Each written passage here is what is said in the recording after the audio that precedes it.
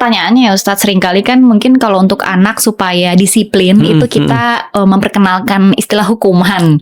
Oke. Ya, bagaimana kita sebenarnya menumbuhkan sense of belonging anak kepada agama sehingga mereka melihat agama Islam tuh sebagai tempat mereka kembali nyaman, tempat mereka yang mengadu lagi-lagi kan kepada Allah Subhanahu wa taala. Jadi gimana ya sebagai orang tua kita bisa menciptakan that love dan attachment ya. Attachment kan gak hanya untuk orang tua, tapi gimana kita membangun attachment itu dengan Allah Subhanahu wa taala.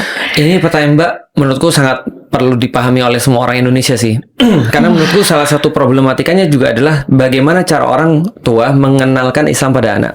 Dan seringkali itu lewat sesuatu yang menurutku ya cara yang nggak bagus. Misalnya contohnya kayak memperkenalkan Islam cuma kayak bebannya doang. Kalau kamu nggak sholat, kamu dosa. Kalau kamu nggak sholat, nanti Abi masuk neraka loh. Kalau kamu nggak sholat, nanti umimu disiksa loh di neraka dan segala macam. Itu kan dia jadi takut tuh. Ketika ngeliat agama, dia jadi nggak nyaman ketika ngeliat agama.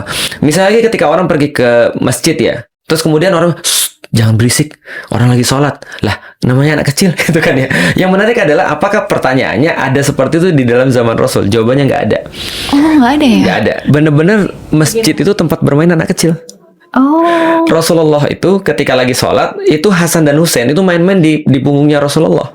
Dan itu adalah kejadiannya adalah di rumah Rasulullah dan di masjid gitu. Maksudnya mereka bergelantungan dengan Rasulullah. Dan Rasulullah ketika lagi sujud itu anak-anak itu naik ke atas punggungnya. Rasul nggak berdiri sebelum mereka turun.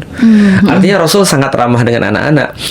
Sudah menjadi kebiasaan orang-orang Muslim juga ketika ketemu dengan anak-anak mereka kasih makanan, mereka kasih kebahagiaan sehingga masjid itu diasosiasikan dengan bahagia. Tapi sekarang kan enggak kan.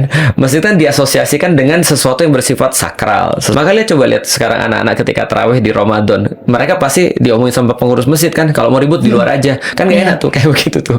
Padahal kalau aku secara pribadi ya, aku megang satu perkataan dari Muhammad Al-Fatih, salah satu panglima Islam tuh pernah berkata begini, justru yang harus kalian khawatirkan bukan ketika masjid ramai dengan teriakan anak-anak, tapi ketika masjid itu sepi daripada anak-anak, karena masa depan kalian berarti nggak ada. Wah, ini ngena banget sih Ustadz kata-katanya. Karena ini juga sebenarnya menjadi kegalauan